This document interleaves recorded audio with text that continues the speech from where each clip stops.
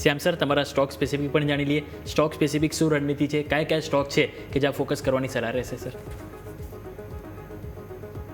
અમિતભાઈ, આજે આપણી પાસે ઇન્ફોસિસ છે 1595-97 ની આસપાસ અત્યારે રેટ ચાલી રહ્યો છે. આપણે રિઝલ્ટના દિવસે પણ ડિસ્કસ કર્યું હતું અને ત્યારે પણ મેં તમને કહ્યું હતું એક 200 ડેલી પર 200 EMA નું એક રેઝિસ્ટન્સ છે 1580 ના લેવલની આસપાસ. તો ગઈકાલે સ્ટોકે એની ઉપર સારું એવું ડિસાઇસિવ ક્લોઝ આપ્યું છે અને આજે પણ સવારથી જે રીતે જોયું ઉપર પોઝિટિવ ખુલીને પોઝિટિવ મોમેન્ટમ કન્ટિન્યુ રાખ્યું છે.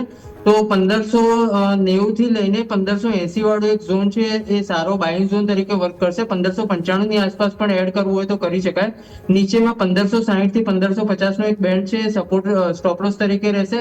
ઉપરમાં પહેલું ટાર્ગેટ 1640, બીજું ટાર્ગેટ 1675 અને 1711 સુધીના બીજા આપણે થર્ડ ટાર્ગેટ માટે આપણે તેજી કન્ટિન્યુ કરી શકીએ છીએ આમાં. ઓકે, તો આઈટી કંપનીઓ પર ભરોસો અત્યારે ફિલહાલ યથાવત રાખવાનો રહેશે.